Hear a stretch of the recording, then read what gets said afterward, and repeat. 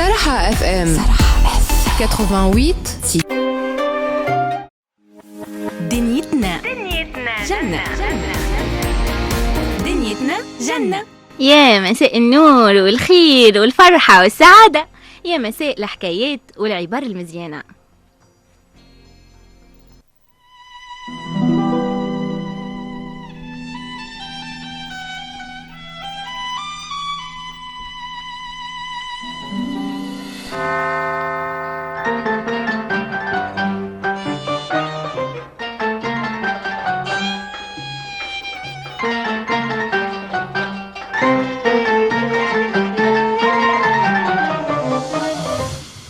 يحكيو على ملك يحب الصيد برشا، كان ديما يخرج يصطاد ويهز معاه أكثر وزير عنده ثقة فيه. الوزير هذا معروف بالحكمة متاعه وبطاقته الإيجابية الكبيرة، ديما أي موقف يصير له يقول عليه لعل فيها خيرة. المصيبة اللي تصير له ما تحبطوش وما صعب بالدنيا ما تقلقوش. وكان ديما كل ما الملك يحزن ولا تصير له أي حاجة تقلقه يمشي له الوزير يهديه ويقول له لعل فيها خيرة، وديما يستنبط له الحكمة من هالبلاء اللي طاح فيه ويوريه علاش اللي صار له ما ينجم يكون كان خير ليه. ووقتها الملك يهدى ويرتاح. نهار من نهارات خرج الملك باش يصطاد وهز معاه وزيره الحكيم كالعادة، ولكن صار اللي ما توقعوا حد، خاطر الملك فلت السهم اللي يصطاد بيه وجرح صبعه وتوجع.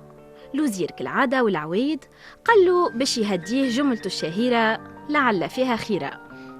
الملك ما تقنعش المرة هذه وتغشش على الوزير كيفاش حتى على جرحانه لصبعه يقول له لعل فيها خيرة، وزيد تغشش أكثر كي الوزير سكت وما قنعوش وما استنبطلوش الحكمة من اللي صار واللي تفسر له أنه الخير اللي نجم يكون في اللي صار له.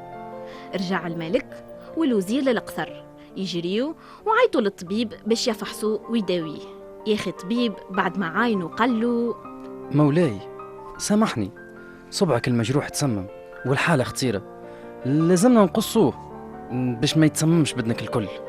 غزر الملك للوزير يستنى فيه باش يطمنه ويهديه كيف ما كل مرة. ياخي الوزير قال له: مولاي ما تعرفش عليها، لعل فيها خير. تغشش الملك برشا منه وقال له: يا أخي صبعي باش يتقص وباش نولي ملك ناقص والناس باش تحكي عليا بالدوني وانتي تخسر عليا كان لعل فيها خيرة. يا حراس هزوه من قدامي ودخلوه للحبس، ما عادش حاجتي بوزير مهبول يفرح كالشر يجيني. جاو الحراس هزوه كي دخل الوزير للحبس ولقى بلاصة قعد فيها وقال لروحه: ميسيرش، لازم نصبر، لعل فيها خير. قعد أكل الوزير فترة طويلة في الحبس والملك ما شفقش عليه، وعلى قد ما برشا ناس كانوا يحبوا الوزير السابق مشاو قابلوا الملك يحبوا يتوسطوا له باش يسامحوا، والملك راسه صحيح ما وافقش وما حبش يخرجوا. نهار من نهارات خرج الملك يصطاد كالعادة، أما بلاش الوزير شاف من البعيد فريسة ياخي بعد على حراسه باش يتعقبها ويصطادها. قعد يتبع فيها حتى لين فجأة هجمته قبيلة من القبائل اللي تعبد الأصنام وهزته للقائد متاعهم باش يقدموه قربان للآلهة. القائد قلبه وشافه وقال لهم: يا أخي شبيكم جايبين لي راجل ناقص، من وقتاش نقدموا للآلهة متاعنا قربان ناقص صباع؟ هذا ما يليقش بمكانتها، رجعوه منين. رجعوا منين جاء. رجع الملك خايف مفجوع للقصر وفي نفس الوقت فرحان اللي منع من الكارثة اللي كانت باش تصير.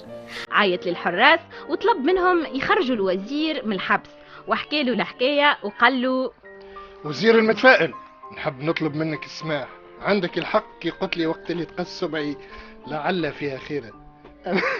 أنا اللي ما فهمتوش علاش قلت لعل فيها خيرة كي دخلتك الحبس. يا أخي الوزير جاوبه وقال له: مولاي أنا ديما نمشي معاك ونرافقك تمشي تصطاد، لو كان ما دخلتنيش الحبس راني أنا كنت القربان اللي هديته القبيلة الليلة. الحكمة من خرافة حلقتنا اليوم إنه ديما الواحد لازم يتقبل أي حاجة تصير له في حياته. لو كانت منيت حاجة ضاعت عليك وما خديتهاش قول لعل فيها خيرة، لو كنت ماشي في طريق صحيح وصلت للقمة وجا شكون فكلك بلاصتك قول لعل فيها خيرة. ولو كان حلمت حلمة مزيانة وكي قمت لقيت روحك في كابوس قول لعل فيها خيرة. مادامك عايش وعندك نفس عيش اللحظة وتمتع بيها كيف ما هي. عاود احلم، عاود اتمنى من جديد، حاول وحاول وزيد حاول، ما تأيسش وما تفقدش الأمل. حياتنا حلوة ومزيانة لو كان نعيشوا فيها بتفاؤل وبحسن ظن كبير.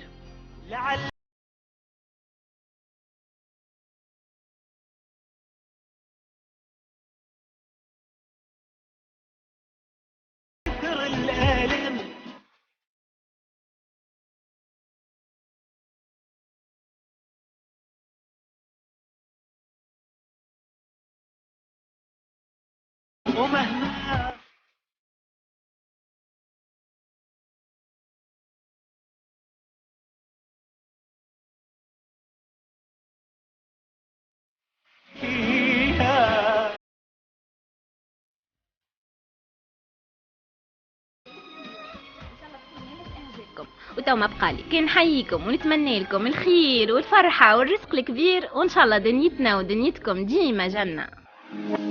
دنيتنا جنة. دنيتنا جنة.